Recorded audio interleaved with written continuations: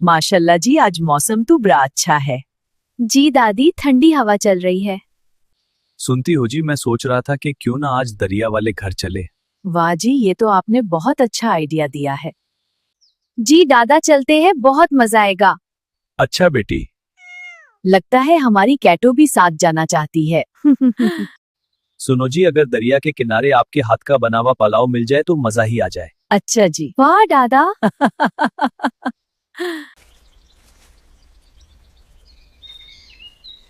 Gloria बेटी, जल्दी से कपड़े उतर लेते हैं, फिर चलते हैं। जी दादी, मौसम भी खराब हो रहा है। हाँ बेटी, इसलिए कपड़े अंदर रख कर जाएंगे। चलो बेटी, जल्दी करो। जी दादी। सुनती हो जी, सारा जरूरत का सामान बैग में रख लिया है ना? हाँ जी, सब कुछ रख लिया है। अच्छा जी, चले फिर। जी।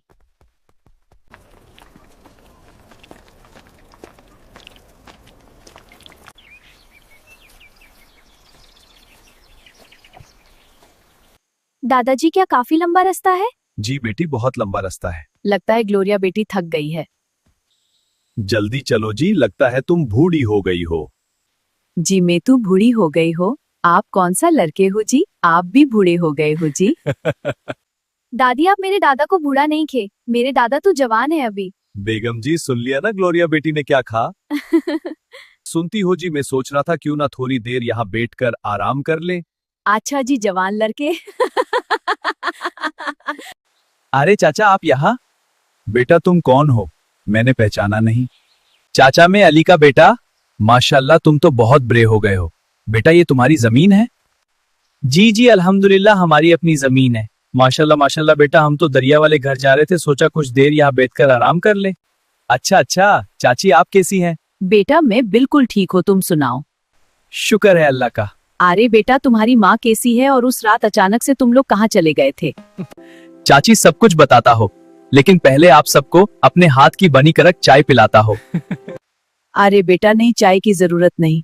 बहुत दिनों बाद किसी अपने को देखा है, मना नहीं करे चाची। अच्छा बेटा, जैसे तुम्हें अच्छा लगे। ठीक है, आप सब यहाँ बैठे, में अभी ताजा दूध की करक चाय बनाकर लाया। मेरी प्यारी कट्टो, अच्छा सा दूध देना, मेहमान आए हैं, इज्जत रखना मेरी। माशाल्लाह, गांव के लोग कितने अच्छे हैं। जी बेटी।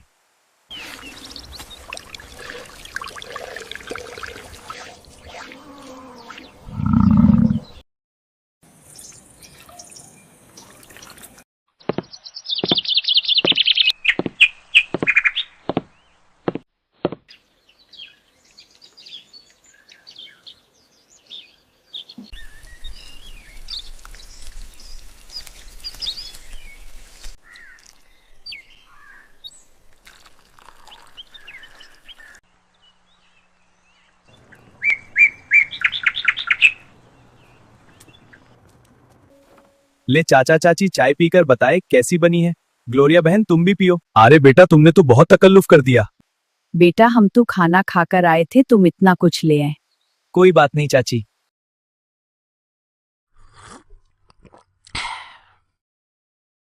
अरे बेटा बताओ ना, उस रात कहाँ चले गए थे तुम लोग? चचा, आपको तो पता है, मेरे अब्बा के सौतेले भाइयों ने मेरे अब्बा को कत्ल कर दिया था, और चालाकी से इस कत्ल का इल्जाम एक बेगुनाह मुलाजिम पर लगा दिया। इसके बाद उन्होंने हमारी सारी जमीनों पर कब्जा कर लिया, जैसे हम कभी उसके मालिक थे ही नहीं।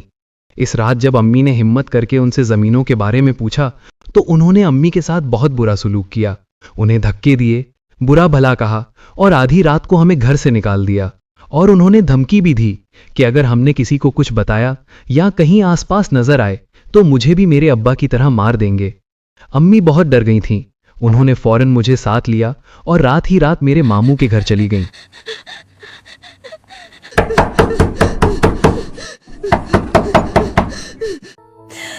शुरू के कुछ दिन ठीक गुजरे, हमें लगा कि अब शायद जिंदगी संभल जाएगी, मगर आहिस्ता आहिस्ता मामी का रवैया बदलने लगा। वो अम्मी से सारा दिन काम करवाती और साथ साथ ताने भी देती रहती। कभी कहती तुम बोझ हो, कभी कहती कब तक रहोगी। फिर एक दिन जब मामू काम के सिलसिले में दूसरे शहर गए हुए थे, तो मामी ने हमें घर से निकाल दिया और कहा कि अगर दोबारा यहां आए तो वो मामू को छोड़कर अपने मेके चली जाएगी और इसकी जिम्मेदारी हम पर होगी। अम्मी ने कुछ नहीं कहा, बस मेरा हाथ पकड़ा और खामोशी से वहां से निकल आई। हम गांव के बाहर आकर एक तरफ बैठ गए। शाम हो रही थी। हमारे पास ना कोई सामान था, ना खाने को कुछ। रात हमने सड़क के किनारे गुजारी। गर्मियों के दिन थे, मच्छर बहुत थे। नींद तो क्या आनी थी, बस रात कट गई। हम जागते रहे। अगली सुबह अम्मी ने कहा कि अब हमें खुद ही कुछ करना होगा, किसी के सहारे नहीं रहना। अम्मी काम ढूंढने निकल गईं और मैं खेतों की तरफ गया। मैंने वहां लोगों से दरख्वास्त की कि मुझे काम पर रख लें। मैं सिर्फ 12 साल का था। शुरू में वो हिचकिचाए, मगर फिर उन्होंने मुझे रख लिया। मैं दिन भर सख्त मेहनत करता था, मिट्टी उठाता, पानी लगाता, जो भी काम मिलता करता। अम्मी को एक छोटी सी फैक्ट्री में सिलाई का काम मिल गया। वो दिन भर वहां काम करती। हम दिन में काम करते और रात को एक दरख्त के नीचे चादर बिछाकर सो जाते। हमने एक एक पैसा जोड़ना शुरू किया, अपनी ख्वाहिशात खत्म कर दी। सिर्फ एक वक्त की रोटी खाते थे। काफी अरसे बाद हमने एक छोटी सी मिट्टी की झोंपड़ी बना ली। हम बहुत खुश थे क्योंकि अब हमारे पास अपनी छत थी। लेकिन एक रात बहुत शदीद तूफान आया और हमारी झोंपड़ी गिर गई। हम बहुत रोए। ऐसा लगा जैसे सब कुछ दोबारा खत्म हो गया। मगर हमने हिम्मत नहीं हारी। अगली सुबह ही दोबारा झोंपड़ी बनाना शुरू कर दी। फिर कुछ वक्त गुजरा। गर्मी बहुत ज्यादा थी। मैं खेत में काम कर रहा था कि अचानक मुझे चक्कर आया और मैं गिर गया। मुझे डॉक्टर के पास ले जाया गया तो पता चला कि मुझे तेज बुखार है। अम्मी ने दवाई दिलाई, मगर कोई फर्क नहीं पड़ा। मेरी हालत मजीद खराब होती गई। मेरा काम भी छूट गया और हमारे पास दवाई के पैसे भी नहीं थे। अम्मी को फैक्ट्री से भी पैसे महीने के आखिर में मिलते थे। अम्मी ने बहुत कोशिश की, लोगों से मदद मांगी, मगर कहीं से पैसे ना मिले। मैं बहुत ज्यादा बीमार हो गया, बिस्तर से उठ भी नहीं सकता था। अम्मी दिन भर काम करती और रात भर मेरे सरहाने बैठी रहती और चुपके चुपके रोती रहती। सच बताऊं, मुझे लगने लगा था कि अब सब खत्म हो जाएगा, मैं शायद ना बच सकूं और अम्मी अकेली रह जाएंगी। अम्मी भी दिन रात दुआएं करती रहती। फिर एक दिन मेरी हालत बहुत ज्यादा खराब हो गई। मुझे होश भी नहीं आ रहा था। अम्मी जोर जोर से रोने लगी। इतने में एक बुजुर्ग आदमी वहां से गुजर रहे थे। उन्होंने आवाज सुनी और अंदर आ गए। पूछा क्या बात है। अम्मी ने सब कुछ बता दिया कि बेटा बीमार है और हमारे पास पैसे नहीं। इस बुजुर्ग ने फौरन अपनी जेब से पैसे निकाले और मुझे अस्पताल ले गए। डॉक्टर ने इलाज किया, दवाई दी। चंद दिनों में मेरी हालत बेहतर होने लगी।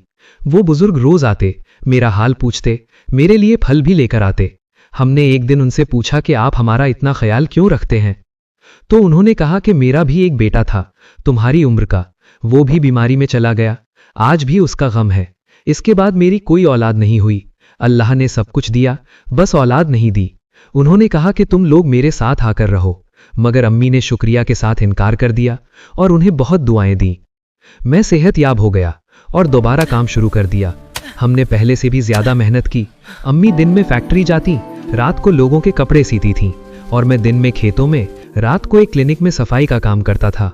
हमने एक एक पैसा जमा किया और आखिरकार थोड़ी सी जमीन खरीद ली। लेकिन हमारे साथ धोखा हुआ, वो जमीन बंजर निकली। मगर हमने हिम्मत नहीं हारी। पानी का कोई इंतजाम नहीं था।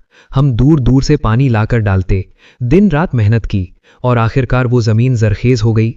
फिर हमने फसल उगाई और इस बार हमारी फसल बहुत अच्छी हुई। अनाज की कीमत भी बहुत अच्छी मिली। हमने पैसे जाया नहीं किए, बल्कि मजीद जमीन खरीद ली। आहिस्ता आहिस्ता हमने अपना घर बनाया। सब कुछ मेहनत से हासिल किया।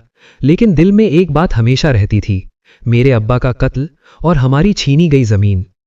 मैंने हिम्मत की और अपने सौतेले चचाओं के खिलाफ केस किया। मैंने अपने जमा किए हुए पैसे इसमें लगा दिए। बहुत मुश्किल आई, मगर मैं डटा रहा। आखिरकार सच सामने आ गया। उन्हें सजा मिली और हमें हमारी जमीन भी वापस मिल गई। और आज अल्हम्दुलिल्लाह, आज अल्लाह का दिया सब कुछ है। जमीनें भी हैं, घर भी है, इज्जत भी है। कुछ अरसे पहले मेरी शादी भी हो गई। मेरे बच्चे भी हैं।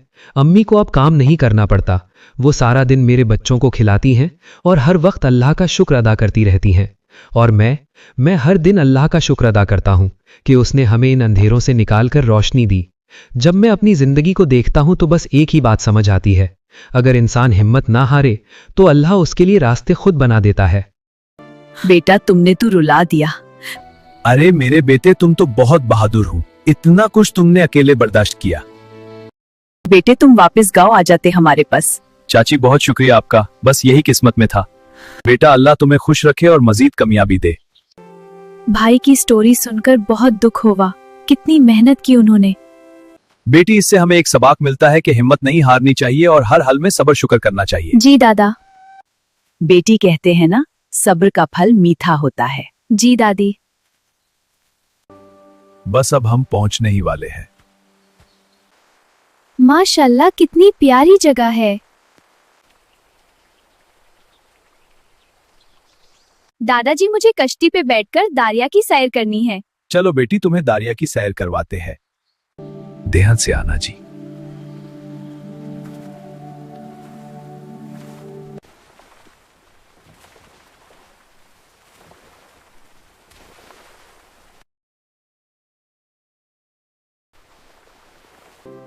चले जी, अब कुछ खाने की तैयारी कर ले। अच्छा जी। माशाल्लाह, सब्जियां तो बहुत प्यारी लगी है। यहाँ से थोड़ा सा धनिया और टमाटर ले लेते हैं। लो जी, चूल्हा तो तैयार हो गया। सुनते हो जी, आग भी जला देना। लो जी, आग भी जला दी। अब मैं ग्लोरिया बेटी को ट्री हाउस दिखाने जा रहा हूँ। जल्दी आना जी, आपने मेरे साथ पुलाव बनवाना। बेटी, ट्री हाउस देखने के बाद हम लोग पास बाग में फल तोड़ने चले जाएंगे। अगर यहाँ रुके तो तुम्हारी दादी मुझसे बहुत काम करवाएगी। माशाल्लाह, ट्री हाउस बहुत प्यारा है। दादा, ये आपने बनाया था? जी बेटी, मैंने और तुम्हारी दादी ने। दादाजी, आज रात हम सब यही रहेंगे ना? जी बेटी, अगर मौसम ठीक रहा तो। चलो बेटी, अब भाग में चले। दादा ध्यान से। दादा ध्यान से। हाँ बेटा। कैसे हो मेरे प्यारे बच्चों? में तुम लोगों से नाराज हो, आप हमारी वीडियो को लाइक नहीं करते और चैनल भी सब्सक्राइब नहीं करते। मेरे प्यारे बच्चों, जल्दी से वीडियो को लाइक कर दो और कमेंट में बताओ आप लोगों को भी पुलाव पसंद है। ग्लोरिया बेटी और उसके दादा अभी तक वापस नहीं है। मैंने पुलाव भी बना लिया है और मिर्च पकोड़े भी। आ गए हो आप दोनों बहुत कम चोर हो जी।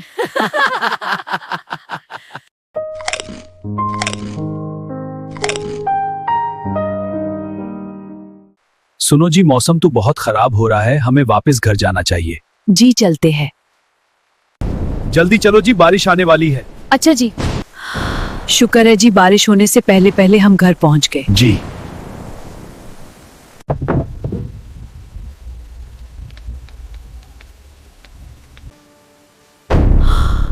कौन है? इस वक्त कौन आ गया? माजरत जी, आपकी बेटी के गांव से आया हो। मेरी तबीयत खराब हो गई थी, इसलिए कुछ दिन लेट हो गया। कोई बात नहीं। शुक्रिया। मुबारक हो, शादी का कार्ड आया आप लोगों को। कल सुबह ही निकलना होगा। खैर मुबारक जी। सुबह हमें फूफो घर जाना है क्योंकि फूफो की बेटी की शादी है। बहुत मजा आएगा। अगर आप गांव की शादी देखना चाहते हैं तो जल्दी से सब्सक्राइब कर ले और वीडियो भी लाइक कर दे। बाय।